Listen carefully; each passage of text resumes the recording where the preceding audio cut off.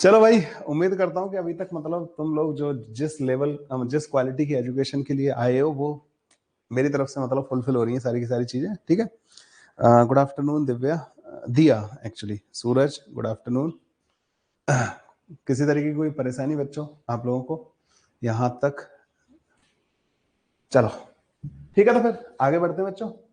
कहीं पे भी परेशानी है ना बच्चों, फर्स्ट पॉइंट ऑफ कांटेक्ट आपका मैं ही हूं। ठीक है, सीधे बता दो मेरे को, टेलीग्राम पे बता दो, कहीं पे भी जैसे भी यहाँ पे मैसेज कर दो। मैं हर बच्चे का ध्यान रख के चलता हूँ, मतलब बच्चों के कमेंट पढ़ना, उनकी क्वेरीज को एड्रेस करना, ये मेरी हमेशा से आदत रही है। तो जब भी कभी भी परेशानी है, किसी भी तरीके की परेशानी है बच्चों, बेझिझक मेरे से डिस्कस कर सकते हो आप लोग ना। शायद शीट लैपटॉप पर नहीं ओपन हो रही है।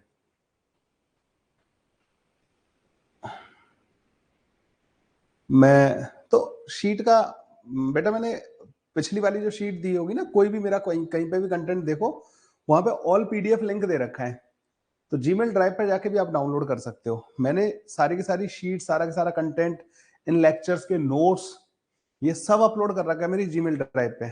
तो आप जीमेल ड्राइव पे जाके भी एक्सेस कर सकते हैं इन सब चीजों को ना। सावन में आपसे 11th 12th पढ़ा हूँ, बट 12th में बोर्ड के कारण मैं अच्छा परफॉर्म नहीं कर पाया। ओके, इस बार पूरी दम लगा देना, ठीक है सर। एक्सरसाइज 2 के कौन कौन से क्वेश्चंस करने हैं प्लीज रिपीट कर दीजिए।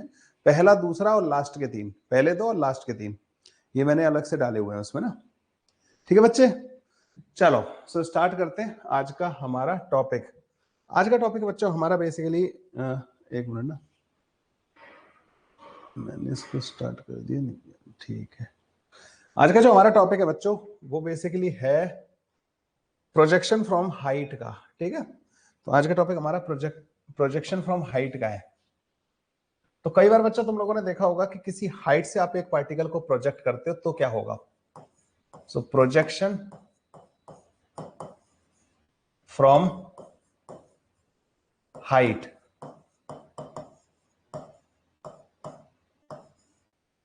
ठीक है भाई, प्रोजेक्शन फ्रॉम हाइट।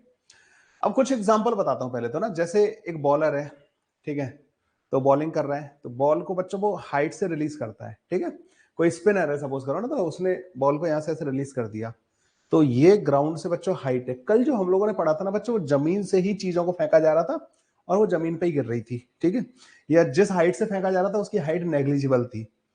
आज हम बात कर रहे हैं बच्चों के किसी हाइट से किसी चीज को फेंका जाए। ठीक है, तो जैसे एक तो स्पिनर वाला एग्जांपल दिया मैंने कि एक स्पिनर होता है, अब स्पिनर ने बॉल को यहां से रिलीज कर दिया, तो ये जो हाइट है ना बॉलर की, उस हाइट से आप बॉल को रिलीज कर रहे हो। ठीक है, अब वो बॉल बच्चों कुछ ऐसे जाएगी और जमीन पर टकराएगी, तो ये बच्चों प्रोजेक्शन फ्रॉम हाइट हो गया। ठीक है भाई, दूसरा बच्चों, आप सपोज करो छत पे खड़े हुए हो, आपके पास एक बॉल है और कोई बंदा नीचे खड़ा हुआ है, आप उसको बॉल देना चाहते हो तो आप उसको फेंक सकते हो। This is also projection from height. ठीक है, मोशन अंडर ग्रेविटी होगा। ठीक है, तो ये सारे के सारे केसेस उसी में आएंगे। एक रिलीफ प्लेन है बच्चों, एरोप्लेन जा रहा है, ठीक है, अब उस एरोप्लेन से उसने कोई ऑब्जेक्ट ड्रॉप कर दिया, तो उस ऑब्जेक्ट के पास भी हॉरिजॉन्टल वेलोसिटी होगी, तो उसका मोशन भी बच्चों इसी कैटेगरी में आएगा। ठीक है, इस तरीके के जितने भी केसेस होते हैं, बॉम्ब ड्रॉप करना, फाइटर जेट से बॉम्ब का ड्रॉप करना बच्चों, जो बॉम्ब ड्रॉप किए जाते हैं, वो भी बच्चों इसी कैटेगरी में आएगा। क्या ये बात समझ में आया कि कौन कौन से केसेस इस वाली कैटेगरी में आएंगे? ठीक है, तो प्रोजेक्शन फ्रॉम हाइट में बच्चों टोटल 3 केस बनते हैं। करना बच्चों कोई ऐसा कोई खास अलग से कुछ यहाँ पर नया नहीं हो जाएगा, चीजें वैसी की वैसी रहेंगी जो तुम लोगों ने कल मैंने जो तुम्हें फंडा सिखाया ना बच्चों, मोशन को 2 म्यूचुअली परपेंडिकुलर डायरेक्शन में तोड़ो और क्वेश्चन को खत्म कर दो। ठीक है, यही फंडा रहेगा बच्चों ना हमेशा। सो बच्चों मान लीजिए इसमें जो 3 केस बनेंगे ना, तो तीनों के तीनों केस बच्चों मैं पहले तो यहाँ पे ड्रॉ करके बता देता हूँ आपको ना। यहाँ पे टोटल 3 केस बनते हैं, और वो कैसे कैसे बनेंगे एक बार इनके बारे में बच्चों हम बात कर लेते हैं। मान लीजिए ये बच्चों टावर है, जिस हाइट से आप किसी बॉडी को प्रोजेक्ट कर रहे हो। यहाँ पे भी बच्चों ये टावर हो गया, इससे आप बॉडी को प्रोजेक्ट कर रहे हो। एक बच्चों ये वाला टावर हो गया, है ना। तो ये हो गया बच्चों केस 1, ये हो गया बच्चों यहाँ पे केस 2, और ये हो गया बच्चों केस 3। पहला केस होता है बच्चों हॉरिजॉन्टल प्रोजेक्शन, ठीक है, हॉरिजॉन्टल प्रोजेक्शन मतलब आप जो बॉडी को प्रोजेक्ट कर रहे हो ना बच्चों, जिस भी ऑब्जेक्ट को प्रोजेक्ट कर रहे हो उसको आप हॉरिजॉन्टली प्रोजेक्ट कर रहे हो। इसकी हाइट होगी बच्चों कुछ, ये h हाइट है इस टावर की, आपने एक बॉडी यहां से प्रोजेक्ट की और कैसे प्रोजेक्ट किया है, horizontally, this body is projected horizontally, ठीक है, विद स्पीड u। तो कैसे जाएगी बच्चों, ऐसे करके गिर जाएगी। क्लियर है बच्चों, ये इसका पाथ होगा। आप बच्चों बॉडी को ऐसे भी प्रोजेक्ट कर सकते हो इस तरीके से। अब ये कैसे जाएगी बच्चों, इस तरीके से जाके गिर जाएगी, है ना। अब बच्चों बॉडी को ऐसे भी प्रोजेक्ट कर सकते हो,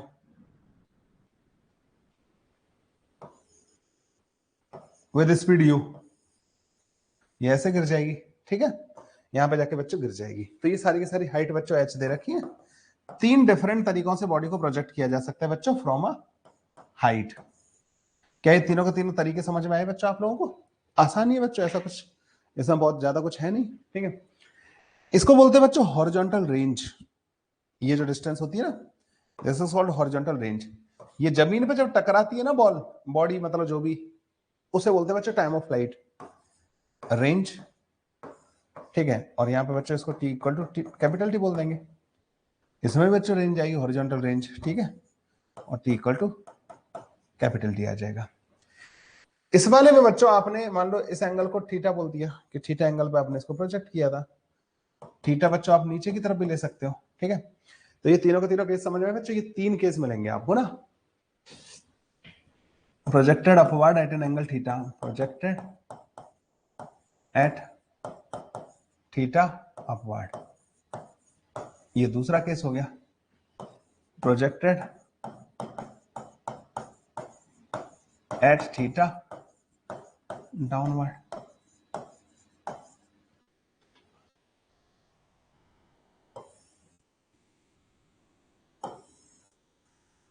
ठीक है। ये तीनों केस हो गए बच्चों। अब इसमें क्या क्या पूछा जाएगा तुमसे, इसमें टाइम ऑफ फ्लाइट और ये रेंज पूछी जा सकती है, स्पीड पूछी जा सकती है, रेंज, टाइम ऑफ फ्लाइट।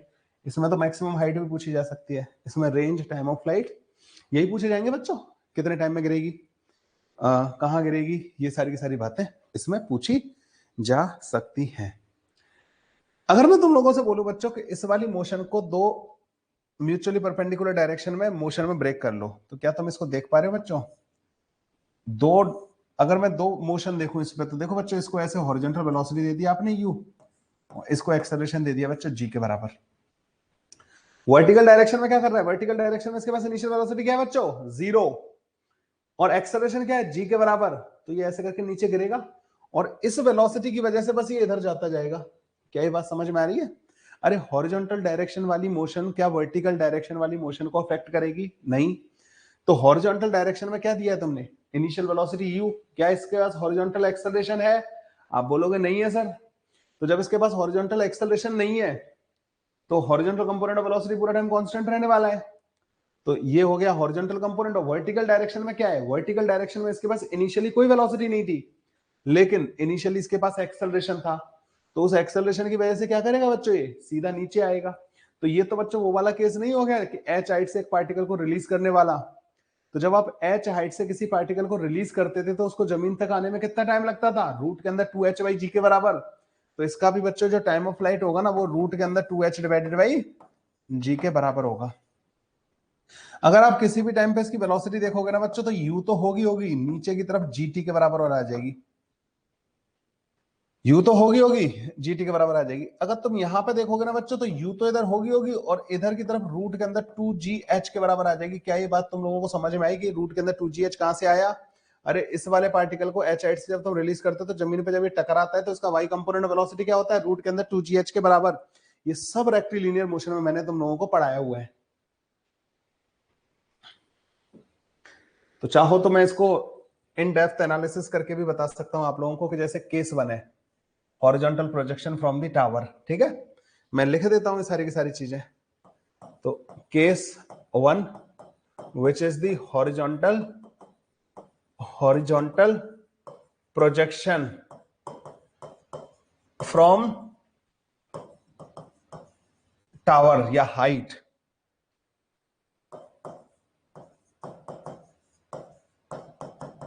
हाँ जी। तो हम क्या करेंगे, अब इसको अच्छे से कर लेते हैं, ठीक है, थोड़ा सा कंजूसी नहीं करते टाइम की। तो हॉरिजॉन्टल प्रोजेक्शन फ्रॉम हाइट को मैं तुम्हें ढंग से बता देता हूं। तो ये बिल्डिंग होगी बच्चों जिसकी कुछ हाइट वगैरह दे रखी होगी, ये बच्चे यहां से स्पीड हो गई यू, ठीक है, ऐसे करके ये गिर रहा है जाके ना। तो इसमें बच्चों तुम एक तो एक्स एक्सिस मान लेना, एक वाई एक्सिस मान लेना। किधर मानोगे एक्स एक्सिस, इधर की तरफ एक्स एक्सिस मान लेना, और बच्चों इधर की तरफ वाई एक्सिस मान लेना। X, this is Y, clear है बच्चों, दिस हाइट इज एच। तुम नीचे की तरफ भी मान सकते थे, उससे कोई ज्यादा फर्क पड़ेगा नहीं, दिस हाइट इज एच, ठीक है, ओके। अब क्या करोगे तुम, एक्स एक्सिस के अलोंग अलग से बात करेंगे, एक्स एक्सिस, और बच्चों वाई एक्सिस के अलोंग अलग से बात करेंगे हम, यही तो करते थे अपन। आप बोलोगे सर एक्स डायरेक्शन में जो वेलोसिटी है वो यू के बराबर है, एक्सेलरेशन है नहीं एक्स डायरेक्शन में, तो वेलोसिटी एट एनी टाइम जो आएगी पूरा टाइम वो यू के बराबर ही आएगी, मतलब एक्स कंपोनेंट वेलोसिटी पूरा टाइम यू के बराबर रहने वाला है, चाहे यहां पे भी ये यू के बराबर होगा, ठीक है। अगर किसी भी टाइम पे एक्स कोऑर्डिनेट लिखोगे तो वो यू इंटू टी के बराबर होगा, तो ये जो डिस्टेंस चलेगा ना किसी भी टी टाइम में बच्चों वो यू इंटू टी के बराबर होगी। अब वाई डायरेक्शन में आ जाओ, initial velocity in Y direction कितनी है, जीरो के बराबर, एक्सेलरेशन इन वाई डायरेक्शन कितना है बच्चों, माइनस का जी के बराबर, क्योंकि वाई डायरेक्शन आपने ऊपर की तरफ मानी है। तो वेलोसिटी इन वाई डायरेक्शन किसी भी टाइम पे कितनी आ जाएगी बच्चों, माइनस का जीटी के बराबर, ऑब्वियस सी बात है नीचे की तरफ जीटी के बराबर आ जाएगी। आप बोलोगे सर माइनस क्यों नहीं लगा रहे हो, मैंने डायरेक्शन दिखा दी ना, वो नीचे की तरफ है। अगर आपसे बोला जाए किसी टाइम पे डिस्प्लेसमेंट इन वाई डायरेक्शन, तो आप लिखोगे sir U Y which is zero minus का हाफ जी टी स्क्वायर, ये होगा बच्चों डिस्प्लेसमेंट इन वाई डायरेक्शन किसी भी टी टाइम पे। तो किसी भी टी टाइम पे अगर आप इसको लिखना चाहते हो ना, ये है बच्चों displacement in Y direction which is equal to minus का half G T square. Negative क्यों आ रहा है, नीचे की तरफ है ना डायरेक्शन इसलिए, पर मुझे वहां पे माइनस लिखना नहीं चाहिए। तो अगर आप किसी भी टाइम पे डिस्प्लेसमेंट लिख रहे हो तो ये होगा डिस्प्लेसमेंट इन वाई डायरेक्शन बच्चों, ये होगा नीचे की तरफ हाफ जी टी स्क्वायर के बराबर। क्या ये बात समझ में आई तुम्हें, ओके, डिस्प्लेसमेंट ये हो गया।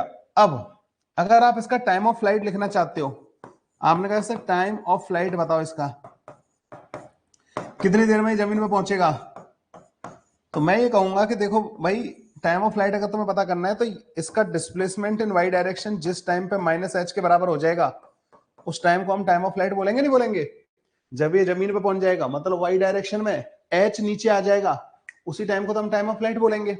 तो डिस्प्लेसमेंट इन वाई डायरेक्शन जब माइनस एच होगा उस टाइम को हम टाइम ऑफ फ्लाइट बोलेंगे। डिस्प्लेसमेंट वाली इक्वेशन में पुट कर दो, माइनस का H is equal to minus का हाफ जी इंटू टी का स्क्वायर, तो यहां से बच्चों टी की वैल्यू आ जाएगी रूट के अंदर 2h डिवाइडेड बाई जी के बराबर। लो जी, ये आ गया हमारे पास टाइम ऑफ फ्लाइट का फॉर्मूला, ठीक है, आसान है बच्चों।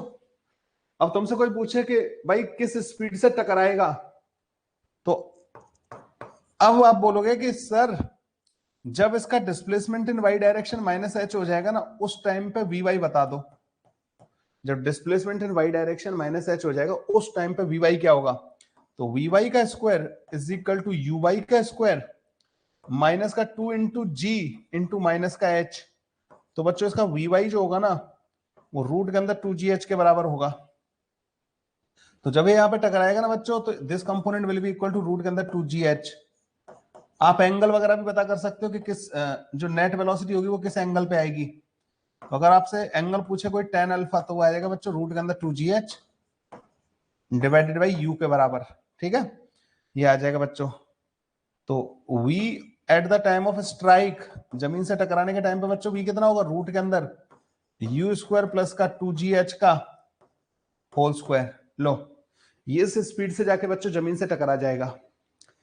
क्या ये बात तुम लोगों को पूरी समझ में आ गई बच्चों, पूरा का पूरा एनालिसिस क्लियर है। X direction Y direction motion को तोड़ो, काम खत्म। सो ये मोशन बच्चों ऐसे देखो, दो पार्टिकल कंसीडर करो, एक पार्टिकल जो नीचे जा रहा है, एक पार्टिकल जो उधर जा रहा है।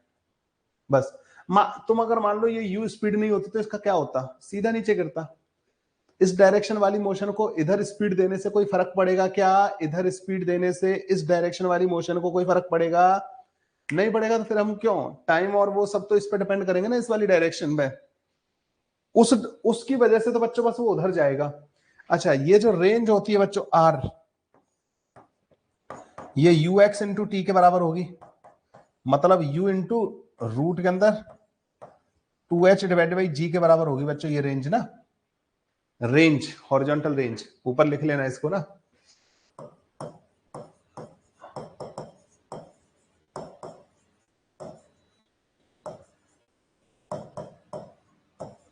यू इंटू रूट के अंदर 2h डिवाइड बाई जी के बराबर हो जाएगी। ठीक है, ये हॉरिजॉन्टल रेंज हो गई। ये हो गया बच्चों इसका काम खत्म। ठीक है, इस पे बस इतनी इंफॉर्मेशन हमें चाहिए होती है। इक्वेशन ऑफ ट्रेजेक्टरी भी देखोगे बच्चों तो ये डाउनवर्ड पैराबोला आ जाएगा। ठीक है, यहाँ पे तुम्हें वाई कोऑर्डिनेट, अब इसमें ये डिपेंड करता है कि तुमने ओरिजिन यहाँ माना है या यहाँ माना है, इक्वेशन उसके हिसाब से आएगी बच्चों ना, ये ध्यान रखना। मैंने ओरिजिन यहाँ माना है तब ये इक्वेशंस लिखी है बच्चों मैंने इस तरीके से, यही इसका वाई कोऑर्डिनेट होगा किसी भी टाइम पे ना, नेगेटिव। चलो भाई, अब आ जाते हैं सेकंड केस पे।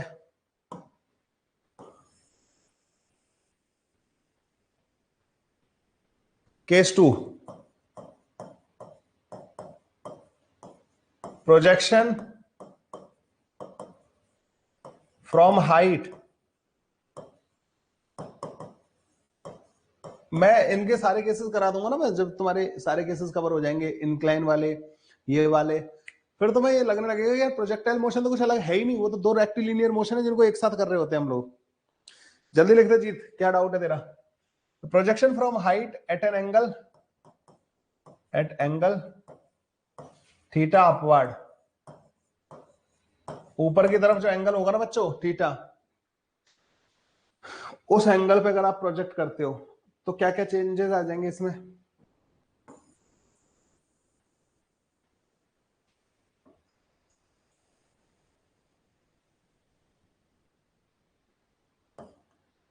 तो अगर आपने थीटा एंगल पे ऐसे करके प्रोजेक्ट कर दिया इसको ना, और इसका ये हॉरिजॉन्टल वाली लाइन है जिसके साथ एंगल थीटा डिफाइन कर रहे हो आप ना, यू स्पीड से, दिस गोज लाइक दिस। ठीक है बच्चों, ये ऐसे करके जाएगा। इस वाली डायरेक्शन को बच्चों मैं एक्स एक्सिस मान ले रहा हूं, दूसरी डायरेक्शन बच्चों ये वाली हो जाएगी वाई एक्सिस।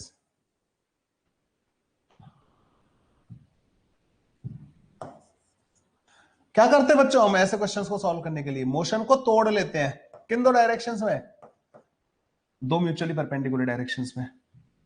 जब तुम इस वाली मोशन को तोड़ोगे, तुम्हें इसका टाइम ऑफ फ्लाइट पता करना है, तुम्हें डिस्टेंस पता करनी है, सब कुछ पता करना है, तो तुम तोड़ लो मोशन को, इधर और इधर वेलोसिटी के कंपोनेंट कर लिया, एक्सेलरेशन तो नीचे की तरफ ही आएगा ओनली,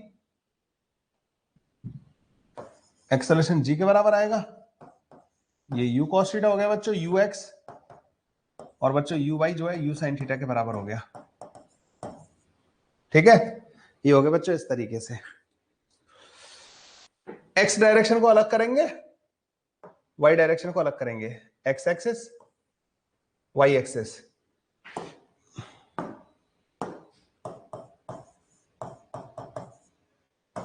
अच्छा, वाई एक्सिस की अगर मैं मोशन रिप्रेजेंट करूं तो बच्चों पता कैसी आएगी वो वाई डायरेक्शन वाली मोशन जो है? तो वाई डायरेक्शन में बच्चों ऐसा लग रहा है कि this is given a velocity U Y in this direction, G is in this direction, this height is H, और ये ग्राउंड है, ये पार्टिकल ऐसे जाके ऐसे लौट के जमीन पे गिर जाएगा। ये वाली मोशन होगी या नहीं होगी बच्चों वाई डायरेक्शन में? टाइम ऑफ फ्लाइट, इसका टाइम ऑफ फ्लाइट और इसका टाइम ऑफ फ्लाइट सेम होगा। अरे बस तुमने क्या कर दिया, एक हॉरिजॉन्टल कंपोनेंट ऑफ वेलोसिटी दे दिया जिसकी वजह से ये ऐसे न जाके इधर की तरफ शिफ्ट होता जा रहा है, इसलिए तिरछा हो गया मोशन, ऐसा मोशन हो गया है। तो ये और ये ऑलमोस्ट सेम है, और इसका टाइम ऑफ फ्लाइट फाइंड करना मैंने तुम्हें सिखाया था। खैर, ux बच्चों हमें पता है u cos थीटा के बराबर है, ax है ही नहीं यहां पे, तो vx बच्चों पूरा टाइम u cos थीटा के बराबर ही रहेगा। डिस्प्लेसमेंट अगर लिखना है तो मैं एक्स डायरेक्शन में बच्चों, तो वो u cos theta into T के बराबर होगा, ठीक है। तो डिस्प्लेसमेंट जो होगा वो इसके बराबर आ जाएगा। अब वाई डायरेक्शन में आ जाओ बच्चों, यू वाई जो है यू साइन थीटा के बराबर है, एक्सेलरेशन इन वाई डायरेक्शन बच्चों माइनस का जी के बराबर है। अगर मैं तुमसे बोलूं डिस्प्लेसमेंट इन वाई डायरेक्शन, तो आप लिखोगे यू साइन थीटा, या यू वाई करके लिख लेते हैं बच्चों ना इसको, U Y into T minus का हाफ जी टी स्क्वायर के बराबर, ठीक है भाई। अब अगर तुम्हें इसका टाइम ऑफ फ्लाइट पता करना है, तुमने कहा कि सर टाइम ऑफ फ्लाइट बताओ हमें, तो टाइम ऑफ फ्लाइट बच्चों किस टाइम को तुम टाइम ऑफ फ्लाइट बोलोगे? जब ये पार्टिकल जमीन पे गिर जाएगा उस टाइम को हम टाइम ऑफ फ्लाइट बोलेंगे या नहीं बोलेंगे? आप बोलोगे हाँ सर, जब ये जमीन पे गिर जाएगा उस टाइम पे डिस्प्लेसमेंट इन वाई डायरेक्शन बच्चों किसके बराबर होगा? माइनस एच के बराबर होगा या नहीं होगा? ये इनिशियल पोजीशन, ये फाइनल पोजीशन, वेलोसिटी वगैरह सब दे रखी है, सिर्फ वाई डायरेक्शन देखना है मेरे को, तो ये आ जाएगा U Y into T minus का हाफ जी इंटू टी का स्क्वायर। तो टी का स्क्वायर माइनस का 2u(y) divided by G into T,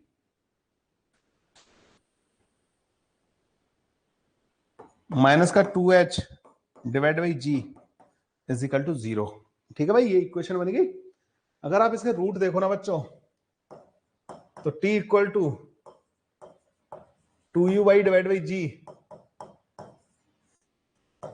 4u(y) का square divide by G square 8h divide by G divide by 2। तो time of flight आ जाएगा बच्चों U Y divide by ji, 1 plus minus का। अब बच्चों माइनस वाला तो ले नहीं सकते हम, 1 प्लस का रूट के अंदर 1 प्लस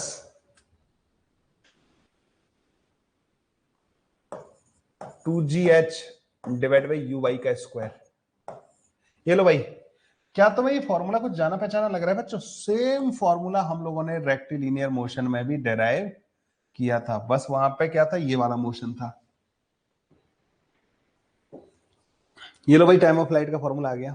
अगर तुम्हें ये रेंज लिखनी है, यहां से यहां तक की जो डिस्टेंस है ना ये r, तो बच्चों ये यू एक्स इंटू टी के बराबर होगी या नहीं होगी? यू एक्स इंटू टी के बराबर होगी। तो मैं अगर इसकी मैक्सिमम हाइट लिखनी है वो भी लिख लोगे। हाँ, यहाँ पे टकराने वाली वेलोसिटी अगर लिखनी है तो ये तो बच्चों यू कॉस थीटा होगा, ये वाला कंपोनेंट, ये होगा बच्चों वी वाई के बराबर। जब तुम वी वाई लिखोगे ना बच्चों, वी वाई का square is equal to you Y का स्क्वायर प्लस का 2 इंटू माइनस का जी इंटू माइनस का एच। अभी भी तुम कैलकुलेट करोगे ना बच्चों, जब वी स्ट्राइक आएगा जो है, अगर वी स्ट्राइक को देखोगे ना तो बच्चों अभी भी वो रूट के अंदर यू स्क्वायर प्लस का 2gh का। यार मैंने पिछले वाले पेज में से गलती कर दी, ये नहीं आता, ठीक है। स्ट्राइक वाली स्पीड इसमें भी सेम आएगी, अगर आपने सेम स्पीड पे प्रोजेक्ट किया है ना, स्पीड सेम आएगी, वेलोसिटी नहीं। वेलोसिटी तो बच्चों अलग, वेलोसिटी डायरेक्शन पे भी डिपेंड करती है, डायरेक्शन सेम नहीं आएगी टक्कर के टाइम पे, इसमें और पिछले वाले में। हाँ, पर उसका मैग्नीट्यूड जो होगा ना वेलोसिटी का, that will be same. Clear है बच्चों यहां तक? तो ये होता है बच्चों तुम्हारा हाइट से प्रोजेक्शन। अच्छा, अगर दूसरा केस में, तीसरा वाला केस, तीसरे वाले केस में क्या हो जाएगा, बस ये नीचे की तरफ आ जाएगा, तो यहां पे ना बस माइनस आ जाएगा, यहां माइनस आ जाएगा, यहां पे भी माइनस आ जाएगा, ठीक है। बस यहां एक माइनस आ जाएगा, और थर्ड वाले केस में बस यहां पे एक माइनस आ जाएगा बच्चों ना, यहां बाद बाकी सब सेम रहेगा। थर्ड वाले केस में बच्चों बाद बाकी सब कुछ सेम रहेगा, बस वो +1 में आके -1 आएगा। तो तीसरा वाला केस कराने की जरूरत है क्या? नहीं, ठीक है। अब मैं तुम्हें क्वेश्चन करा देता हूं इसमें, इन दोनों पार्ट पे, ठीक है, जो मैंने तुम्हें अभी तक पढ़ाया है।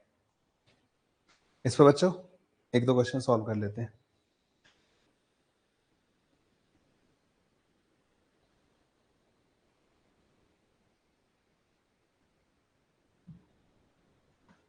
सो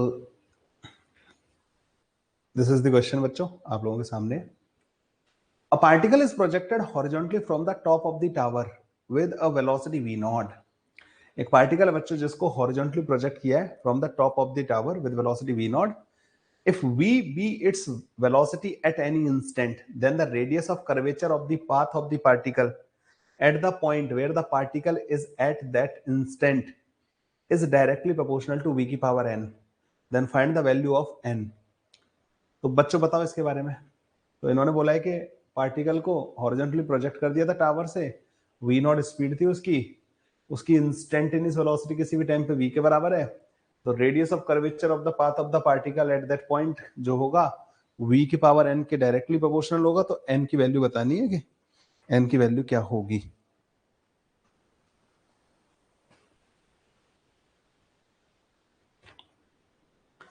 करिए भाई सॉल्व जल्दी से।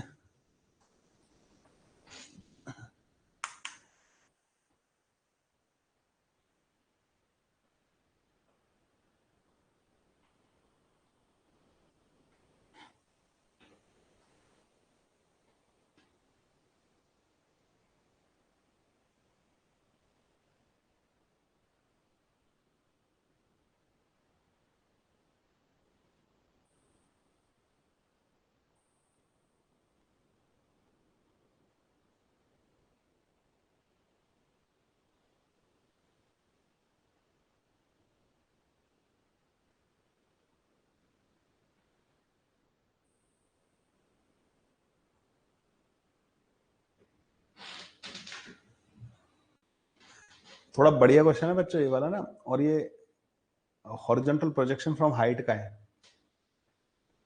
Horizontal projection from height.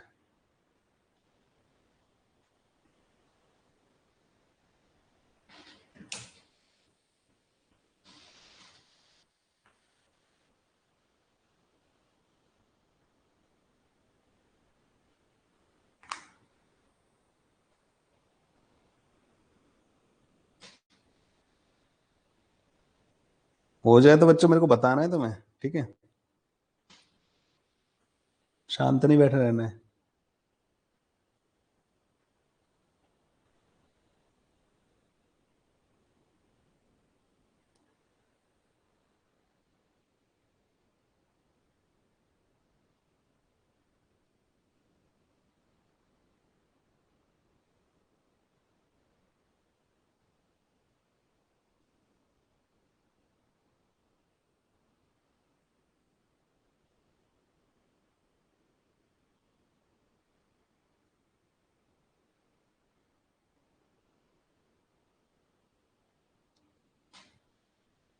Done भाई, done done done done. Current discuss इस वाले को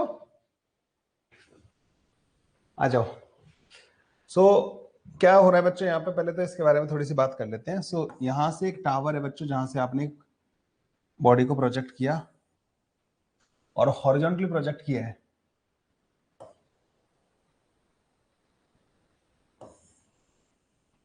with speed v not.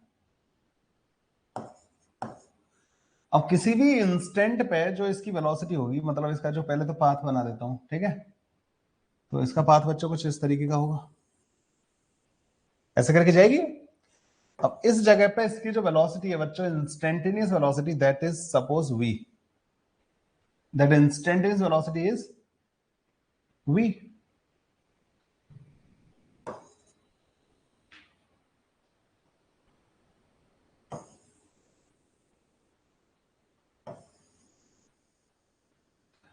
Radius of curvature का कोई फॉर्मूला होता था क्या? आप लोगों को किसी ने बताया हो, किसी महान आत्मा ने? Suppose this angle is theta, ठीक है, सपोज करो। तो क्या रेडियस ऑफ कर्वेचर कैसे पता करते थे? रेडियस ऑफ कर्वेचर का जो फॉर्मूला होता है बच्चों, ये मैंने तुम्हें पढ़ाया था पहले लेक्चर में ना, radius of curvature V square divided by A perpendicular. यही होता है ना बच्चों formula, V square divide by A perpendicular. ये होता है बच्चों रेडियस ऑफ कर्वेचर का फॉर्मूला।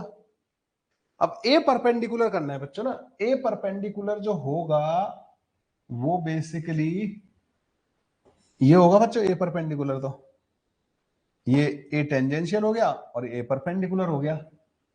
तो अब अगर यहाँ पे तुम देखो तो ये अगर थीटा है तो 90 माइनस थीटा ये वाला थीटा के बराबर आएगा। तो जी के दो कंपोनेंट कर लो, तो जो ए परपेंडिकुलर होगा बच्चों वो जी कॉस थीटा के बराबर होगा, और ए टेंजेंशियल बच्चों जी साइन थीटा के बराबर होगा। जो स्पीड के चेंज के लिए रेस्पॉन्सिबल होता है ना बच्चों, वो वाला है, और ए परपेंडिकुलर बच्चों जी कॉस थीटा के बराबर हो गया। तो radius of curvature is equal to V square divided by ji cos theta, ये आ जाएगा। लेकिन बच्चों हमें हमें जो आंसर करना है ना वो वी के टर्म्स में करना है, थीटा भी यहाँ पे वेरिएबल है। मुझे एक बात बताओ कि क्या इसका हॉरिजॉन्टल कंपोनेंट ऑफ वेलोसिटी पूरा टाइम वी नॉट होना चाहिए, नहीं होना चाहिए? हॉरिजॉन्टल कंपोनेंट, तो इस v का horizontal component v cos theta होगा, और ये बच्चों v नॉट के बराबर होना चाहिए, इनिशियल स्पीड जो हॉरिजॉन्टली दे रखी है। मतलब cos थीटा जो है v naught divide by v के बराबर आ जाएगा। तो रेडियस ऑफ कर्वेचर जो है क्या आ जाएगी बच्चों तुम्हारे पास, v की power v square divide by g, और v naught divide by v, मतलब v की पावर 3 डिवाइड बाई g v नॉट। अब ये नीचे वाली चीजें तो कांस्टेंट है, तो radius of curvature is directly proportional to v की पावर 3, जिसको इन्होंने बोला था n की वैल्यू बच्चों 3 के बराबर आ जाएगी। ठीक है, ये होगा बच्चों इसका आंसर।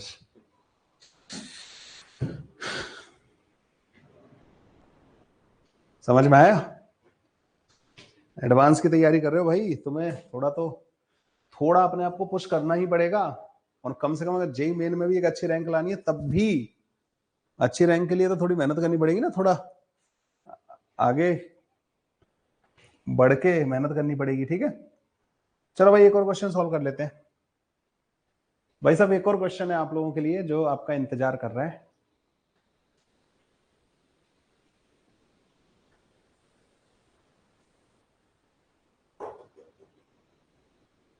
बहुत ही बढ़िया जबरदस्त क्वेश्चन है बच्चों ना ये वाला भी। A ball is projected at an angle of 30 degree above with the horizontal from the top of a tower and strikes the ground in 5 seconds at an angle of 45 degree with the horizontal. Find the speed with which it was projected. आपको वो speed बतानी है बच्चों जिससे इसको project किया गया होगा। 30 डिग्री एंगल पे बच्चों एक टावर के टॉप से इसको प्रोजेक्ट किया गया था, और जमीन से बच्चों 5 सेकंड में ये टकरा गई है at an angle of 45 degree with the horizontal. Find the speed with which it was projected. करिए भाई जल्दी से सॉल्व इस वाले क्वेश्चन को, आप ही को करना है सॉल्व, मेरे पे डिपेंडेंट नहीं रहने की जरूरत है। ठीक है,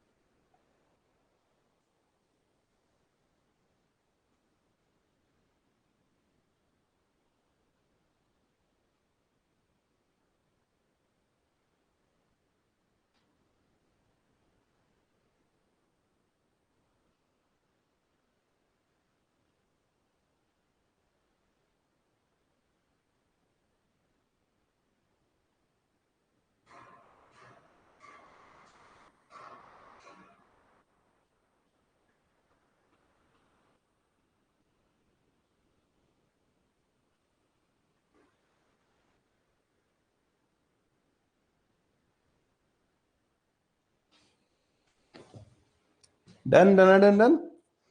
अरे भाई एक तो आंसर बताओ मेरे को कुछ तो आंसर आने चाहिए तुम्हारे। क्या है बच्चों इसका आंसर? तो ये बात करते हैं बच्चों ना, देखो कभी भी किसी भी क्वेश्चन का हवा में आंसर नहीं करना है अपन को ना, कुछ डायग्राम वायग्राम बनाओ, इंफॉर्मेशन जो दे रखी है। फिजिक्स बच्चों को तभी तो परेशान करती है, जो डायग्राम बनाने में आलस करेगा ना, उसको सिचुएशन समझ में नहीं आएगी, और जब तक सिचुएशन समझ में नहीं आएगी आप फिजिक्स का क्वेश्चन ही सॉल्व नहीं कर सकते। मैंने इसमें डायग्राम बनाया, इन्होंने मेरे को जो जो चीजें दी थी मैंने उसके हिसाब से डायग्राम बना लिया। इन्होंने बोला है कि देखिए जी, एक पार्टिकल को प्रोजेक्ट किया गया 30 डिग्री एंगल पे यू स्पीड से, और ये भाई साहब जाके ऐसे टकरा रहे हैं जमीन से। तो जब ये जमीन से टकरा रहे हैं ना, तो ये 45 डिग्री एंगल पे जाके टकरा रहा है। ये बच्चों इन्होंने पूरी इंफॉर्मेशन मेरे को दे दी है। अपूर्वा का ए आया है, चलो देखते हैं क्या। अच्छा 4 आ रहा है इसका आंसर ना, शायद डी आ रहा होगा, ठीक है चलो जो भी है। तो ball is projected at an angle of 30 degree above with the horizontal from the top of the tower, और 5 सेकंड में बच्चे जाके ऐसे टकरा रही है, ठीक है। Find the speed with which it was projected. तो यू आप लोगों से इन्होंने पूछा है। अच्छा देखो बच्चों, अगर मैं तुम लोगों से ये कहूं कि इधर वाला जो x कंपोनेंट होगा वो u cos 30 के बराबर होगा और ये u sin 30 के बराबर होगा, तो कोई बुरा मानेगा क्या इस वाली बात में?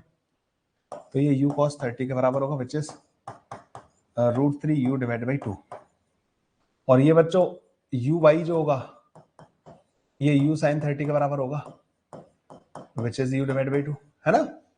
जब यहाँ पे टकरा रहे हैं ना, तो 45 डिग्री पे टकरा रहे हैं, तो यहाँ पे बच्चों एक तो वेलोसिटी x डायरेक्शन में होगी, और वो तुम्हें पता है कि स्टार्टिंग वाली वेलोसिटी के ही बराबर होगी, √3u डिवाइड बाई 2 के बराबर। यहाँ पे जो y कंपोनेंट होगा ना बच्चों वेलोसिटी का, वो भी √3u डिवाइडेड बाई 2 के बराबर ही होगा। तुम बोलोगे सर कैसे?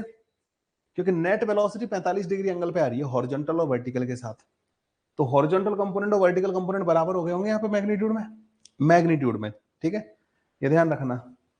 तो इसको ज्यादा अच्छा रहेगा कि मैं ऐसे इसको ना लिखूं, मैं सिर्फ ये लिखूं। तो इसका हॉरिजॉन्टल और वर्टिकल कंपोनेंट बच्चों बराबर होंगे। हॉरिजॉन्टल कंपोनेंट तो बच्चों पूरे टाइम √3u/2 रहेगा, वहां मुझे एंगल दे रखा था इसलिए मैं वर्टिकल कंपोनेंट भी लिख पाया। क्लियर है? यहां पे टाइम कितना था बच्चों? t = 0, यहां का टाइम कितना है? t = 5 second.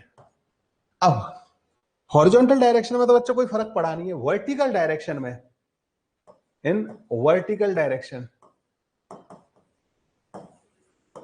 अगर मैं देखूं कि इसकी इनिशियल वेलोसिटी वर्टिकल डायरेक्शन में जो दे रखी थी ना बच्चों, वो u/2 के बराबर दे रखी थी, और t = 5 सेकेंड पे जो इसकी वेलोसिटी हो गई वर्टिकल डायरेक्शन में, दैट इज माइनस का √3u डिवाइड बाई 2 के बराबर, ठीक है।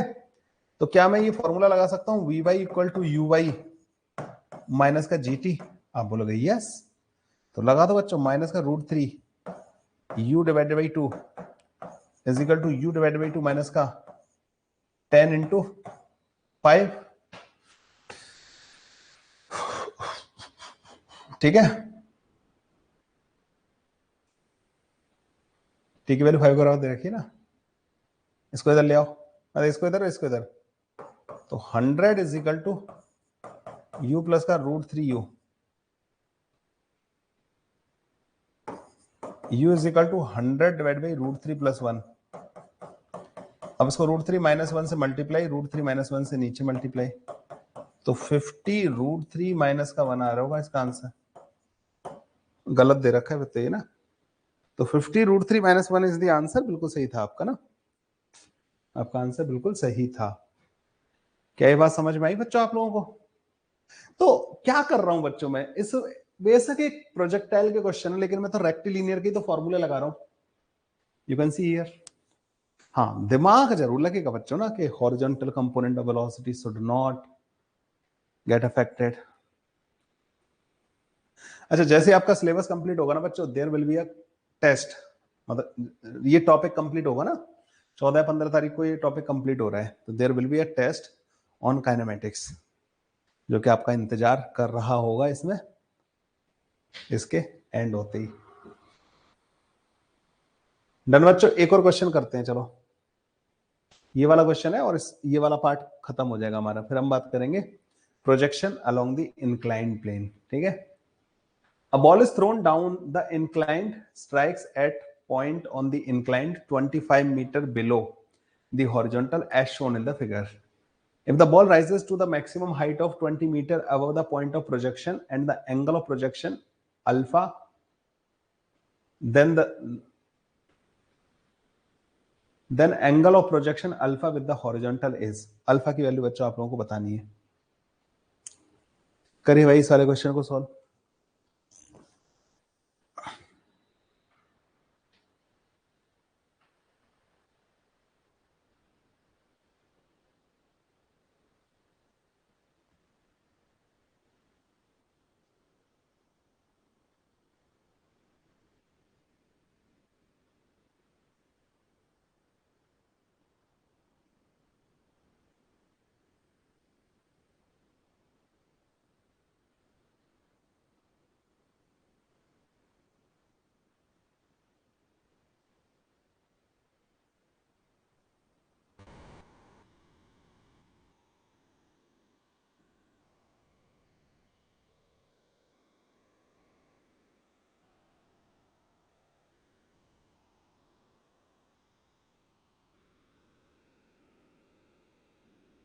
भाई मैं एक सीरीज प्लान कर रहा हूं तुम लोगों के लिए ना, तुम लोगों का साइड बाय साइड रिवीजन करवाने के लिए।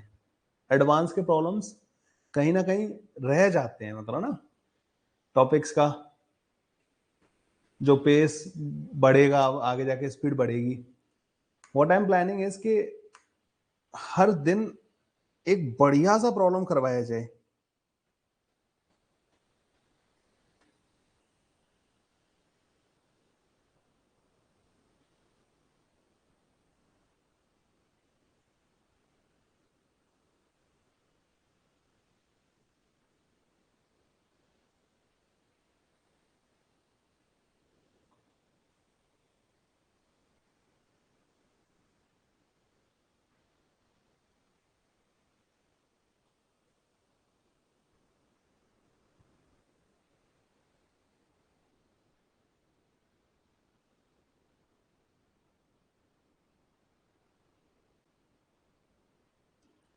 तो मैं क्या करने वाला हूं कि डेली रात को, अगले हफ्ते से रात को 11:45 से लेके 11 बजे तक 15 मिनट में एक ऐसा प्रॉब्लम, एक ऐसा दमदार प्रॉब्लम जो 15 मिनट में तुम लोगों के बढ़िया बढ़िया कॉन्सेप्ट्स का रिवीजन करवा दे, that I am going to start. तो और ये धीमे धीमे कहते हैं ना, बूंद बूंद से घड़ा भर जाता है। तो अब मैं अभी से स्टार्ट करूंगा, तो आपका जब जेईई एडवांस का एग्जाम आएगा ना, उस टाइम तक आपके पास एडवांस की प्रैक्टिस करने के लिए एक बहुत अच्छी प्लेलिस्ट होगी ऑन माय यूट्यूब चैनल प्रैपजीत भाई केएस सर। जितने लोग साथ साथ फॉलो कर सके साथ साथ कर लेना। अब मेरे पास जैसे रेक्टिलिनियर मोशन के इतने सारे प्रॉब्लम्स थे, नहीं करवा पाया सारे के सारे। तो मैं अब इतने अच्छे अच्छे एडवांस लेवल जो प्रॉब्लम्स होते हैं ना बच्चों, उनको उनमें लगता है टाइम।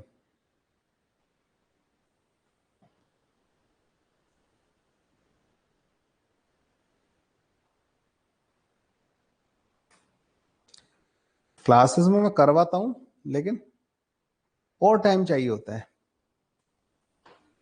चलो, क्या ये बच्चों आप लोगों ने सॉल्व कर लिया इस वाले क्वेश्चन को? आपसे बच्चा अल्फा पूछा था। एक काम करो बच्चों, इधर यूएक्स मान लो, इसको मान लो बच्चों यूवाई। तुम इंक्लाइन को तो भूल जाओ। क्या तुम ये देख पा रहे हो कि जैसे अगर एक पार्टिकल को यहां से प्रोजेक्ट किया होता तो ये उसकी मैक्सिमम हाइट होती या नहीं होती बच्चों, अगर यहीं पे ग्राउंड होता तो क्या बच्चों मैं यहां पे ऐसे लिख सकता हूं, यू वाई का स्क्वायर डिवाइड बाई 2g 20 के बराबर होगा। अगर आप इसको सॉल्व करोगे तो यू वाई बच्चों 20 मीटर पर सेकंड के बराबर आ जाएगा। यू वाई की वैल्यू आ चुकी है हमारे पास 20 मीटर पर सेकंड के बराबर।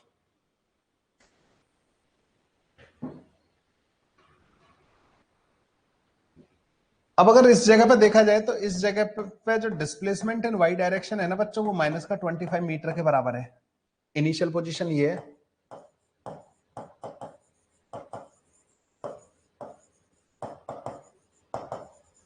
और ये बच्चों फाइनल पोजीशन है।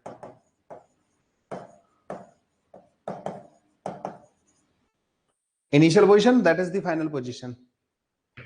तो डिस्प्लेसमेंट इन वाई डायरेक्शन बच्चा कितना होगा, माइनस का 25 का बराबर। तो यहां से हम टाइम कैलकुलेट कर सकते हैं कैसे, displacement in Y direction is equal to you Y into T plus का half A Y into T का स्क्वायर। मैं वाई डायरेक्शन की बात कर रहा हूँ, एक्स डायरेक्शन तो बच्चों बहुत ज्यादा हाथ नहीं लगाना होता हमें, एक्स डायरेक्शन तो मतलब जनरली फ्री छोड़ना होता है उसको। मैंने यहाँ पे लिखा माइनस का 25, ये मेरे को पता है 20 के बराबर आया, इंटू टी माइनस का हाफ जी इंटू टी का स्क्वायर, ये 5 हो जाएगा, टी का स्क्वायर माइनस का 4t माइनस का 5 is equal to 0, T square minus का 5t प्लस का टी माइनस का 5 इज इक्वल टू 0। तो t माइनस का 5 और t प्लस का 1 इज इक्वल टू 0। तो t की वैल्यू बच्चों आपके पास 5 सेकंड के बराबर आ जाएगी। तो t की वैल्यू बच्चों 5 सेकंड आ चुकी है, 5 सेकंड में जमीन पे गिर रहा है। उस 5 सेकंड के दौरान जो इसका ये डिस्प्लेसमेंट है, अगर मैं इसको r बोलूं तो r बच्चों 75 के बराबर है, और क्या ये ux इंटू टी के बराबर होगा या नहीं होगा। तो ux की वैल्यू बच्चों 15 मीटर पर सेकंड के बराबर आ जाएगी। तो tan alpha which is equal to you Y divide by U X, वो 20 डिवाइड बाई 15 4/3 के बराबर आ जाएगा। तो अल्फा बच्चों तुम्हारे पास 53 डिग्री के बराबर आ रहा होगा। लो जी, क्वेश्चन खत्म। क्लियर है बच्चे, सारे बच्चे लोगों क्लियर हो गया। ऐसे करके बच्चों हम जो है इसका सॉल्यूशन फाइंड कर सकते हैं। अब बच्चों वापस चलते हैं अपनी थ्योरी वाले पार्ट में, क्योंकि आज पूरी थ्योरी खत्म करनी है ना अपन को। ठीक है, तो हमने प्रोजेक्शन फ्रॉम हाइट पढ़ लिया, हर तरीके के केसेस हम लोगों ने कर लिए इसके ना। अब बात करेंगे हम लोग जो है यहाँ पे। अच्छा बच्चों, मैं मोस्ट प्रोबेबली संडे की रात को कहीं बाहर जा रहा हूं, तो मंडे को मैं नहीं होऊंगा, ट्यूसडे को मैं नहीं होऊंगा। तो मैं आपकी सैटरडे संडे दोनों दिन क्लास लगाने वाला हूँ, बिकॉज ड्रॉपर बैच है, मैं किसी भी तरीके की ढील नहीं देना चाहता। तो आपकी क्लास बच्चों कल भी होगी और परसों भी होगी आपकी क्लास ना, मोस्ट प्रोबेबली। ठीक है, तो ताकि मैं ट्यूसडे और मंडे ट्यूसडे को जब मैं बाहर रहूं तो आपकी क्लास प्रॉपर चलती रहे। और 2 दिन की छुट्टियां हो रही हैं तो वो हमारी कंपेंसेट हो जाए। सिलेबस अच्छे से पूरा डिटेल में और टाइम पे कंप्लीट करना, ये मेरी जिम्मेदारी है, मतलब ना नैतिक जिम्मेदारी जिसको बोलते हैं ना। बच्चों के साथ किसी भी तरीके का धोखा नहीं होना चाहिए, मतलब ना ये एक्चुअली शायद हमेशा मैंने इस चीज का बहुत ध्यान दिया है कि बच्चों को कमिट करो तो उनको उस कमिटमेंट को पूरा करो। खैर चलो, अभी तक बढ़िया चल ही रहा है, ऐसे चलता रहेगा ये ना, बढ़िया बढ़िया, धीमे धीमे धीमे धीमे पता भी नहीं चलेगा कब सिलेबस खत्म हो जाएगा। अब आ जाते हैं बच्चों projectile motion along the incline plane.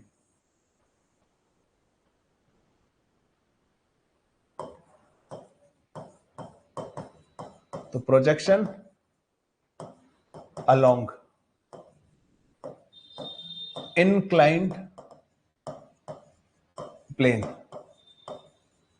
ठीक है। तो प्रोजेक्शन अलोंग इंक्लाइंड प्लेन, एक इंक्लाइंड प्लेन के अलोंग प्रोजेक्शन कैसे होगा।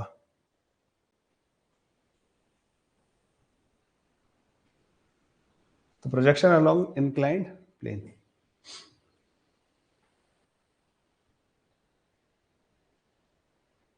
तो मान लीजिए ये हो गया बच्चों ग्राउंड, और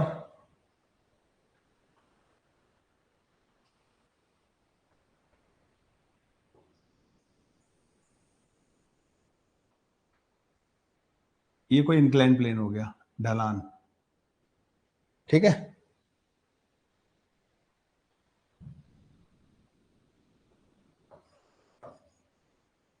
suppose this angle is beta. Incline plane का मतलब ये तो दिखाई भी नहीं देगा यार, मिट्टी ऐसे बच्चे यहां तक ना पूरा ढलान है ये। And you project an object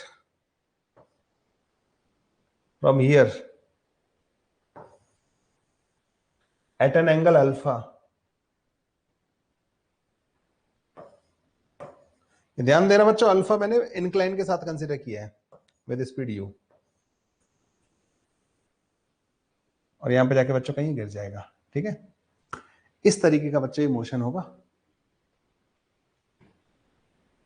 ज्यादा अच्छा रहेगा कि इसको सॉलिड लाइन नहीं बनाना चाहिए मुझे।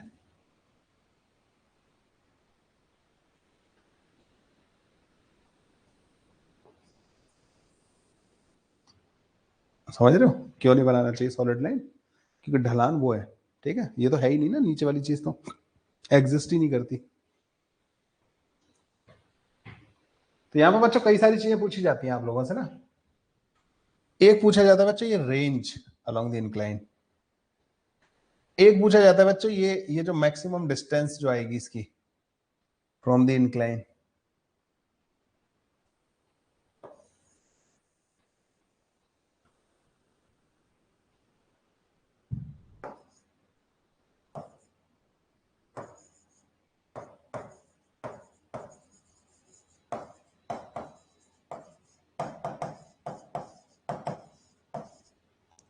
इसे बोलते हैं डी मैक्स। यहां पे एच मैक्स नहीं लिखते, इसको डी मैक्स लिखते हैं बच्चों। एच मैक्स बच्चों हाइट वर्टिकली मेजर की जाती है, और ये बच्चों हम मेजर कर रहे हैं कि इंक्लाइन से मैक्सिमम कितनी दूर तक जाएगा। तो ये इंक्लाइन के परपेंडिकुलर डायरेक्शन में मेजर कर रहे हैं, तो इसे मैक्सिमम डिस्टेंस बोलेंगे, हाइट नहीं बोलेंगे। हाइट बच्चों वर्टिकली मेजर की जाती है। ठीक है, ऐसा बच्चों यहां पे हो रहा है। क्या ये एक मोशन इन अ प्लेन है? और किसी महान आत्मा ने क्या तुम्हें डे वन से, जब से मोशन इन अ प्लेन में एंट्री लिए हैं, ये बताया है कि दो म्यूचुअली परपेंडिकुलर डायरेक्शन में मोशन को तोड़ लो? अब यहां पे थोड़ा सा अपनी टेक्निक चेंज करनी पड़ेगी। हम यहां पे हॉरिजॉन्टल और वर्टिकल डायरेक्शन नहीं लेंगे, हम यहां पे अलोंग द इंक्लाइन और इंक्लाइन के परपेंडिकुलर डायरेक्शंस लेंगे। हमारी थोड़ी डायरेक्शंस जो होंगी ना बच्चों, वो थोड़ी सी डिफर कर जाएंगी यहां पे ना। तो एक डायरेक्शन बच्चों अलोंग द इंक्लाइन, और एक होगी बच्चों इंक्लाइन के परपेंडिकुलर। क्या ये बात तुम्हें समझ में आई?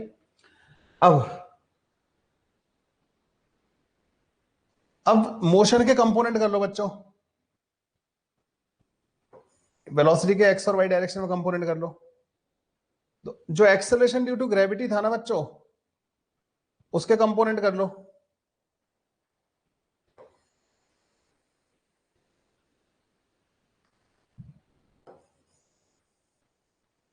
इसे बोलेंगे हम U X, U cos alpha, U Y, U sine alpha. इधर बच्चों देखो, ये एंगल अल्फा के बराबर है, ये बीटा के बराबर है, तो इसके परपेंडिकुलर 90 माइनस बीटा, मतलब ये बीटा होगा। तो ये जी कॉस बीटा, और ये बच्चों जी साइन बीटा आएगा। तो यू के भी कंपोनेंट हो गए बच्चों, और इसके भी एक्सेलरेशन ड्यू टू ग्रेविटी के भी कंपोनेंट कर लिए। ठीक है भाई, दोनों के कंपोनेंट कर लिए हमने। अब अगले पेज पे जा रहा हूं बच्चों ना मैं। अगले पेज पे इस डायग्राम को ऐसे घुमा दूंगा मैं थोड़ा सा ना। ये भी तिरछा है ना डायग्राम, इधर वेलोसिटी है, इधर एक्सेलरेशन है, इधर वेलोसिटी है, इधर एक्सेलरेशन है। मैं इसको घुमा के ऐसे रख दूंगा। अगले पेज पे मैंने क्या किया कि एक्स और वाई डायरेक्शन को बस सीधा कर लिया। एक्स डायरेक्शन बच्चों इधर की तरफ ले ली, और वाई डायरेक्शन बच्चों मैंने इधर की तरफ ले ली।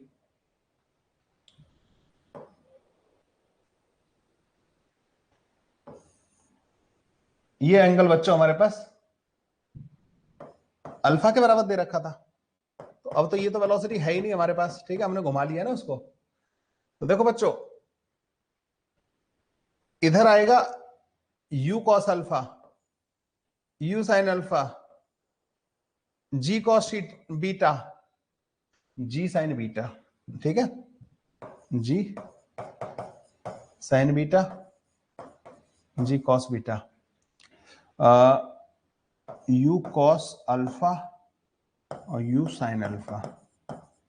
This is y axis and this is the x axis. और ये बच्चों यहां पर कुछ ऐसे जाके ऐसे गिर रहा होगा। इसको उन्होंने डी मैक्स बोला है, इसको उन्होंने रेंज बोला है। इंक्लाइन के अलोंग जो डिस्टेंस चलेगा ना, उसको रेंज बोला है। इधर बच्चों में एक्स एक्सिस के अलोंग वाली सारी बातें इधर लिख ले रहे हैं हम ना, जो जो चीजें एक्स एक्सिस के अलोंग होंगी ना, पैरामीटर्स एंड ऑल, उनको बच्चों में इधर लिख ले रहा हूं।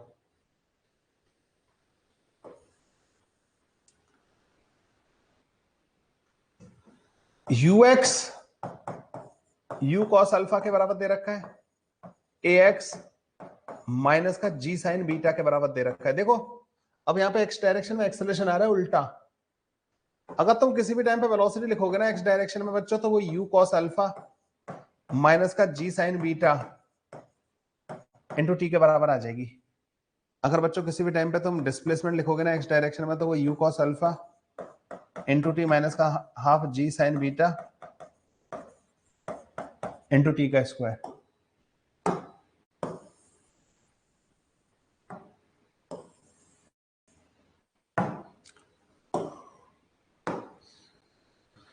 ये आगे बच्चों तुम्हारे पास डिस्प्लेसमेंट किसी भी टाइम पे, वेलोसिटी किसी भी टाइम पे, ठीक है, सारी की सारी बातें बच्चों हमारे पास इस तरीके से आ गई एक्स डायरेक्शन में। अब एक्स डायरेक्शन में भी बच्चों ये मोशन विद यूनिफॉर्म एक्सेलरेशन होगी। एक्स डायरेक्शन में बच्चों ये मोशन विद यूनिफॉर्म एक्सेलरेशन होगी। अब ये एक्स डायरेक्शन में बच्चों नॉन एक्सेलरेटेड मोशन नहीं है, एक्सेलरेटेड मोशन है। अब वाई डायरेक्शन में आ जाओ बच्चों, अलोंग द वाई एक्सिस। मेरा तरीका देख रहे हो, मेरा तरीका हमेशा एक ही है, एक्स डायरेक्शन को अलग तोड़ो, वाई डायरेक्शन को अलग तोड़ो। यू वाई आप लोगों ने पहले भी पढ़ा होगा कहीं ना कहीं, ठीक है, शायद थोड़ी टेक्निक डिफरेंट लग रही हो। ये आएगा बच्चों यू साइन अल्फा, ए वाई आएगा बच्चों माइनस का जी कॉस बीटा के बराबर। तो वी वाई आ जाएगा बच्चों हमारे पास यू साइन अल्फा माइनस का g cos beta into T के बराबर। ठीक है भाई, तो वेलोसिटी इन वाई डायरेक्शन हमारे पास इतनी आ गई। अगर मैं लिखूं बच्चों किसी भी टाइम पे displacement in Y direction, u sine alpha into T minus का half g cos beta into T का स्क्वायर। वी वाई का square is equal to you Y का square plus 2ay into displacement in Y direction. ठीक है, ये सारे फॉर्मूले ऐसे लगेंगे। बस वाई डायरेक्शन का एक्सेलरेशन अब जी के बराबर नहीं है, बस ये ध्यान रखना। वाई डायरेक्शन में जो एक्सेलरेशन है वो बच्चों अब जी के बराबर नहीं है। वाई डायरेक्शन का एक्सेलरेशन बच्चों डिफरेंट है। तो acceleration in Y direction is not equal to जी।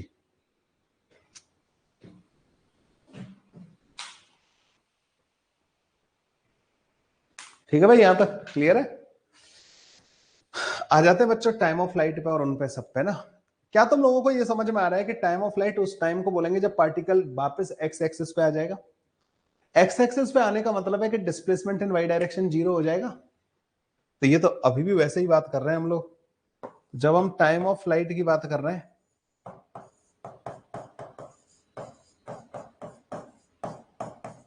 तो टाइम ऑफ फ्लाइट वो टाइम है जब पार्टिकल जो है वापस एक्स एक्सिस पे आ जाएगा।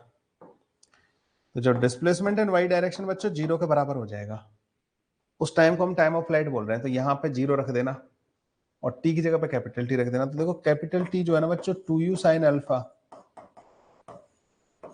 Divide by ji cos beta के बराबर आ जाएगा। तो time of flight 2u Y divide by A Y के बराबर आ जाएगा।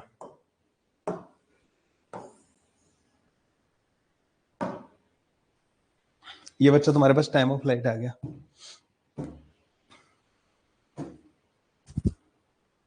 सो time of flight T is equal to 2u Y divide by A Y. Same formula है बच्चों जो अपना प्रोजेक्टाइल में आया था, लेकिन ये ध्यान रखना यहाँ पे अब ए वाई जो होगा ना वो जी कॉस बीटा होगा, जी नहीं होगा। टाइम ऑफ फ्लाइट बच्चों लिख लिया अपन ने। डी मैक्स बच्चों क्या तुम्हें समझ में आ रहा है कि जब मैक्सिमम डिस्टेंस आएगी जिस टाइम पे, उस टाइम पे वेलोसिटी इन वाई डायरेक्शन 0 हो जाएगी, only x component of velocity बचेगा। देखो इधर की तरफ वेलोसिटी जब 0 होगी तभी तो मैक्सिमम डिस्टेंस पाएगा वो इंक्लाइन से। इंक्लाइन मतलब एक्स एक्सिस से।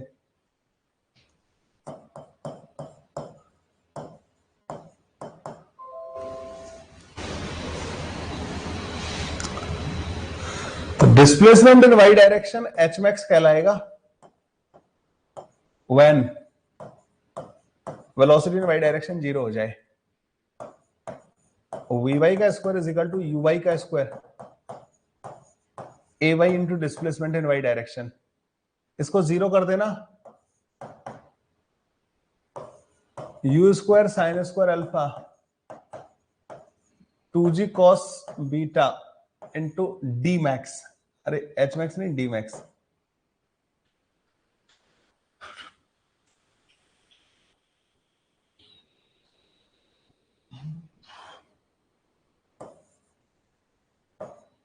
Into d max.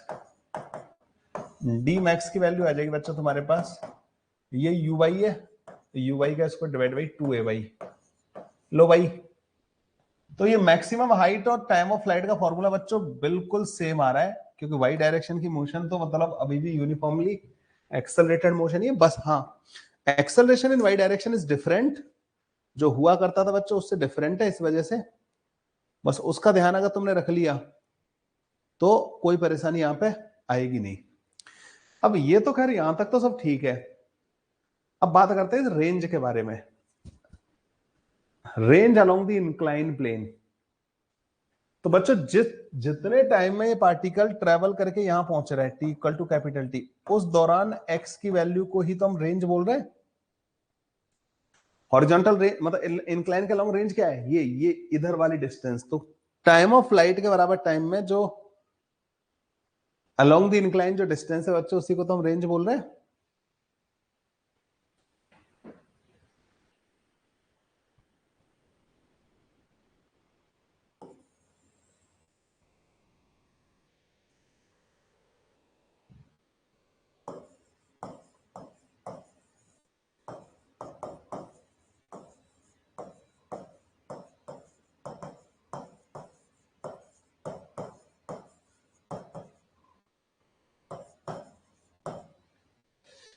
तो हम ये बोलेंगे कि जो टाइम ऑफ फ्लाइट है ना T equal to capital T में, जो हॉरिजॉन्टल एक्स के अलोंग जो डिस्प्लेसमेंट है उसको आर बोल रहे हैं। एक्स होता है बच्चों you x into T plus का half A x into T का स्क्वायर। अब तो एक्स डायरेक्शन में भी एक्सेलरेशन है ना, एक्स की जगह पर रख देंगे हम R U X which is U cos alpha T बच्चों 2u sine alpha divided by ji cos beta minus का हाफ ए एक्स बच्चों कितना है जी साइन बीटा के बराबर इंटू टी का square 4u square sine square alpha divided by G square cos square beta. ये आता है बच्चों रेंज। यहां पे अगर आप रेंज को देखो ना तो ये आ जाएगा बच्चों तुम्हारे पास 2u square sine alpha divided by ji cos square beta. बच्चों कॉमन ले लेना, cos alpha cos beta minus का साइन अल्फा साइन बीटा। तो रेंज आ जाता है बच्चों हमारे पास, range is equal to 2u square sine alpha cos alpha plus का beta divide by ji cos square beta.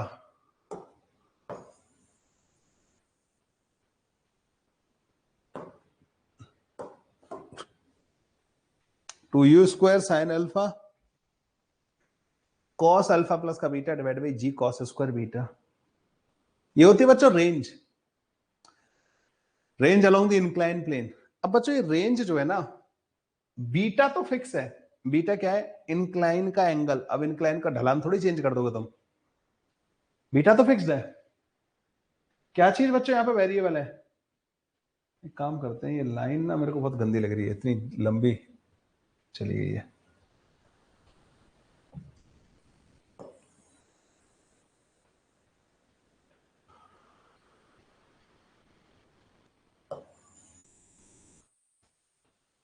तो ये रेंज जो आई है ना बच्चों, ये अल्फा पे डिपेंड कर रही है। अल्फा क्या है, angle of projection with incline. तो इंक्लाइन के साथ तो हम एंगल तो चेंज कर सकते हैं बच्चों, सेम स्पीड रख के। अल्फा वेरिएबल हो सकता है। तो रेंज बच्चों किसका फंक्शन है, अल्फा का। तो मतलब alpha for which range is maximum, alpha की वो वैल्यू बच्चों जिसके लिए रेंज मैक्सिमम आए। देखो बच्चों, रेंज जो है ना, अल्फा का एक तो टर्म ये है और एक अल्फा का टर्म ये है। तो ये टर्म जब मैक्सिमम होंगे ना, दोनों का प्रोडक्ट, क्योंकि यहाँ तो बीटा है, जी है, 2u² है, ये मैक्सिमम जब होगा ना बच्चों, उसी टाइम पे रेंज मैक्सिमम होगी। तो एक नई टर्म डिफाइन कर दे रहे हैं बच्चों अपनी तरफ से, Z which is equal to sine alpha cos alpha plus का बीटा। जब ये जेड बच्चों मैक्सिमम होगा ना, उस टाइम पे ये आर ऑटोमेटिकली मैक्सिमम हो जाएगा, क्योंकि ये इस ऊपर वाली चीज को मैंने जेड बोल दिया है। जेड भी अल्फा का फंक्शन है। मैक्सिमम मिनिमम कैसे पता करते हैं? D Z divide by D alpha का डिफरेंशिएशन इक्वल टू 0 करके। तो ये बनेगा बच्चों cos alpha cos alpha plus का बीटा। अब प्रोडक्ट रूल लगेगा, माइनस का sine alpha into sine alpha plus का बीटा। तो D Z divide by D alpha की जो वैल्यू आई ना बच्चों, कॉस 2 अल्फा प्लस का बीटा के बराबर आ गई, और ये इक्वल टू 0 होना चाहिए। कॉस की वैल्यू 0 कब होती है? जब 2 अल्फा प्लस का बीटा पाई बाई 2 के बराबर होगा। जब अल्फा पाई बाई 4 माइनस का बीटा बाई 2 के बराबर होगा। इस जगह पे बच्चों रेंज मैक्सिमम आएगी। तो रेंज की मैक्सिमम वैल्यू कितनी आएगी? आर की maximum value 2u² sine pi by 4 minus का बीटा बाई 2 कॉस अल्फा की वैल्यू रख दो बच्चों पाई बाई 4 माइनस का बीटा, तो पाई बाई 4 प्लस का बीटा बाई 2 बन जाएगी वैल्यू ना, divide by ji cos square beta.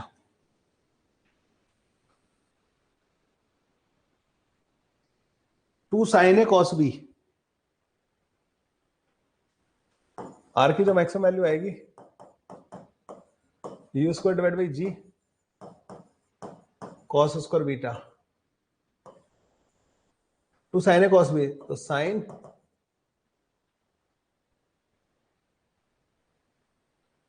A plus B plus का sine A minus B,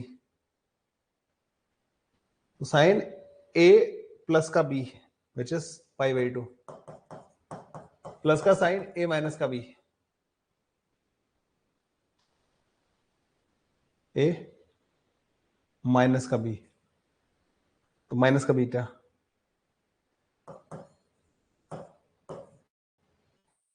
R की जो मैक्सिमम वैल्यू है u² divide by ji cos square beta 1 minus का sine beta. नीचे जो लिखा है ना बच्चों, इसको 1 माइनस का साइन स्क्वायर बीटा लिखा जा सकता है। तो आर की जो मैक्सिमम वैल्यू आएगी ना इस केस में, that comes out to be u² divide by ji 1 plus का sine beta when alpha is equal to pi by 4 minus का बीटा डिवाइड बाई 2। ये होती है बच्चों इसकी मैक्सिमम रेंज।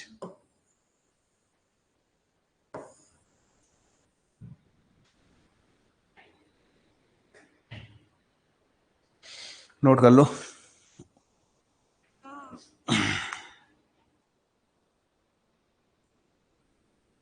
जो 11th में पढ़े होंगे मतलब मैंने 11th में भी तो पढ़ाया था ये सारा के सारा।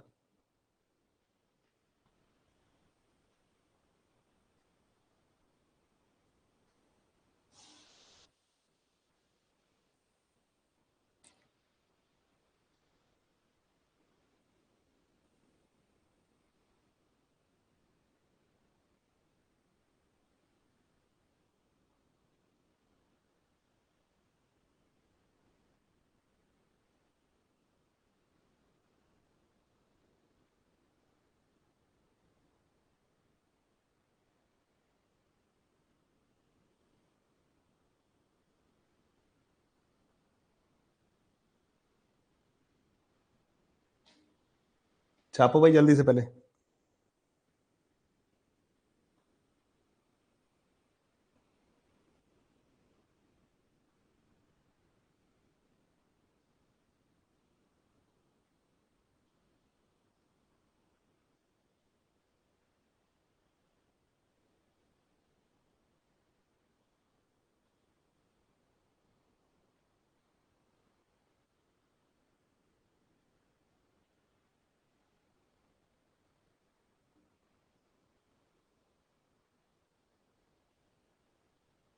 डन।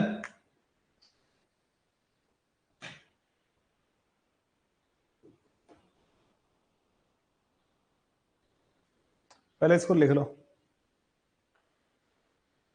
अरे इसका फॉर्मूला होता है ना,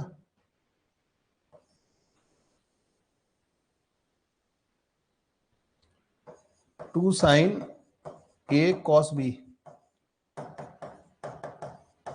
साइन ए प्लस का बी प्लस का साइन ए माइनस का बी।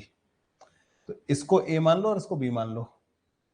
तो जब तुम ए प्लस बी करोगे तो ये a plus b pi by two बन जाएगा, प्लस ए माइनस बी करोगे तो पाई बाई फोर तो कट जाएगा, माइनस का बीटा बाई टू माइनस का बीटा टू माइनस का बीटा बन जाएगा ये।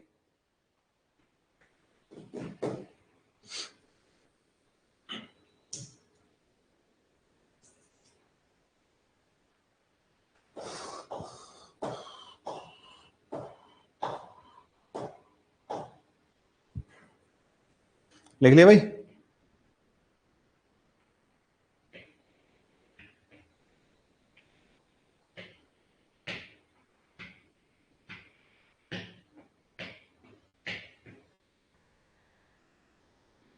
ये भी लिख लो।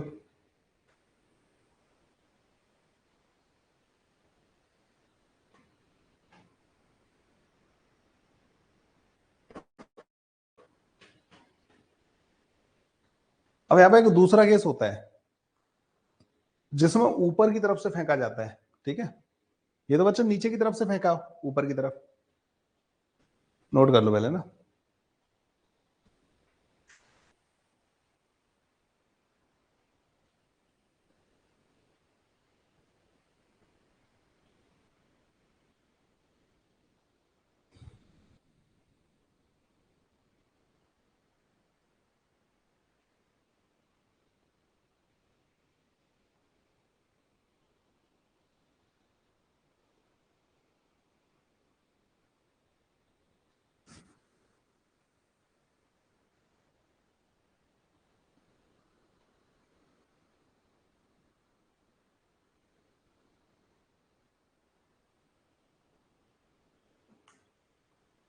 चलो भाई, तो इसका जो सेकंड केस जो होता है बच्चों,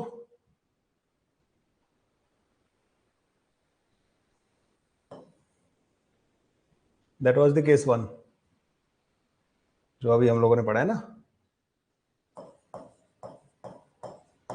केस टू।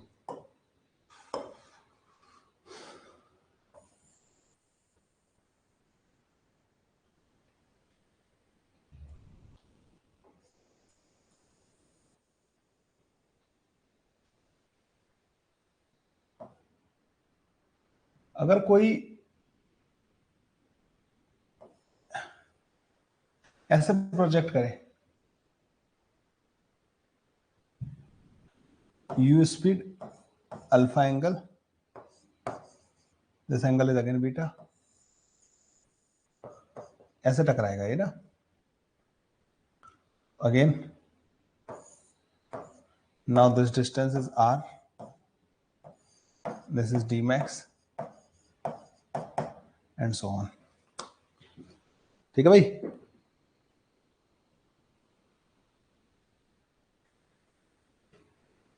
इस वाले को तुम्हें करना है एक्स डायरेक्शन, मैं बस तुम्हें ये बता दे रहा हूं कि वाई डायरेक्शन आप ऐसे मानोगे और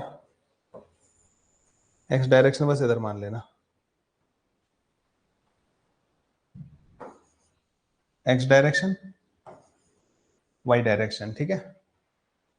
एक्स और वाई डायरेक्शन हो गई। करो भाई, ब्रेक करो मोशन को।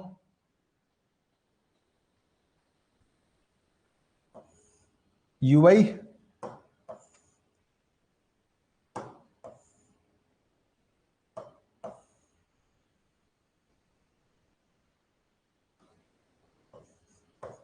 जी cos beta g sine beta u cos alpha u sine alpha.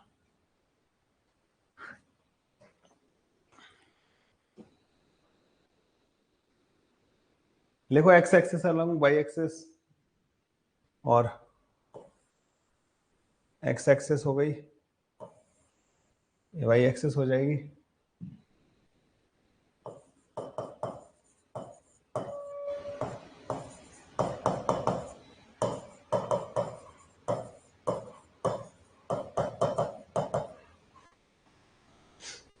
You x is equal to u cos alpha, a x is equal to g sine beta, u y equal to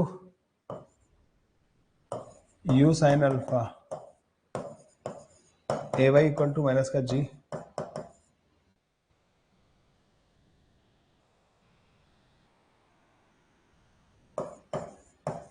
cos beta. अब मैं direct लिख दे रहा हूं बच्चों, time of flight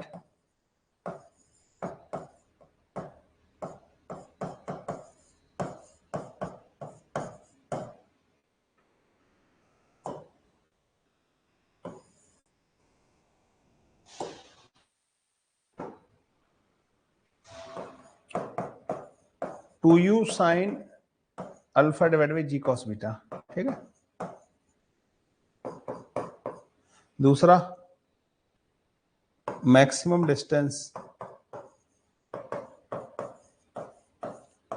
from inclined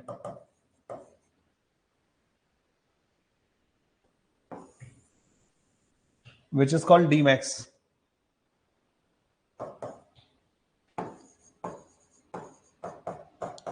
dmax आ जाएगा बच्चों तुम्हारे पास u square sine square alpha divide by 2g cos beta.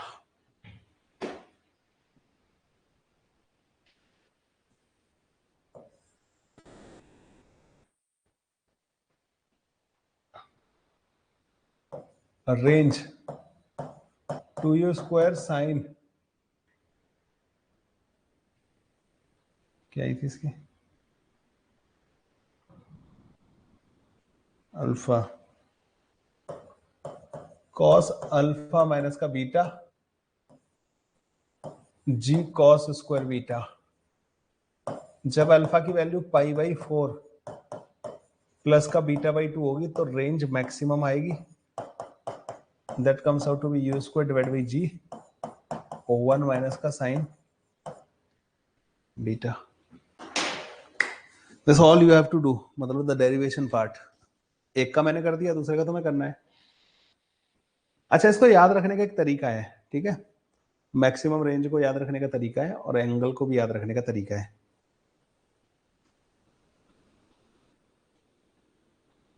Same incline plane पे अगर आप जो है ऊपर से फेंकोगे और एक बार नीचे से, कौन से केस में रेंज ज्यादा आएगी? आप बोलोगे सर ऑब्वियस बात है ऊपर से फेंकने वाले केस में। ऊपर से फेंकने वाले केस में रेंज ज्यादा आएगी। तो देखो यहाँ पे तुम इसमें और पिछले वाले फॉर्मूले में डिफरेंस देख रहे हो। आर मैक्स का फॉर्मूला पीछे आया था U square divide by ji 1 plus का साइन बीटा, और यहाँ पे आया है यू स्क्वायर जी 1 माइनस का साइन बीटा। तो नीचे बस वो प्लस और माइनस का डिफरेंस है। तो ये थोड़ा सा तुम्हें माइंड में रखना पड़ेगा कि यू स्क्वायर अपॉन जी करके आता है, 1 प्लस का साइन बीटा आता है एक और 1 माइनस का साइन बीटा आता है, ठीक है। तो आप बोलोगे सही है सर, ये तो यहां तक तो मुझे कोई परेशानी है नहीं। अब ऊपर से फेंकोगे तो ज्यादा रेंज आनी चाहिए, तो डिनोमिनेटर छोटा होना चाहिए, मतलब 1 माइनस का साइन बीटा एक्सेप्टेबल है। नीचे से फेंकोगे तो कम आनी चाहिए, तो 1 प्लस का कॉस 1 प्लस का साइन बीटा उस वाले केस में आएगा। अच्छा, दूसरा आता है पाई बाई 4 प्लस या माइनस का बीटा बाई 2। तो बच्चों ये याद रखना है कि जिसमें रेंज में माइनस आता है उसमें अल्फा में प्लस आता है, और जिसकी रेंज में प्लस आता है उसके पाई बाई 4 माइनस का बीटा बाई 2 आता है उसका। मतलब ये एक तरीके से इसे रिकॉल करने का तरीका है कि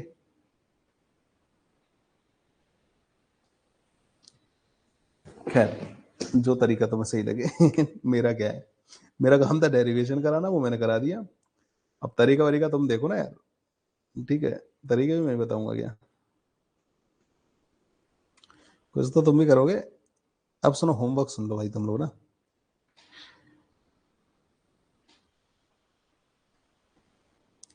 कल वाली क्लास में वो परसों वाले 22 क्वेश्चन डिस्कस कराऊंगा और 5 क्वेश्चन जो मैंने तुम्हें दिए हैं वो वाले डिस्कस कराऊंगा, ठीक है, एक्सरसाइज 2 के कल वाली क्लास में, ठीक है। अगर संडे को क्लास होती है परसों, मतलब बात बाकी तो तुम्हें अब समझ में आ गया कि हमारा सिलेबस तो मतलब ये टॉपिक तो खत्म हो चुका है।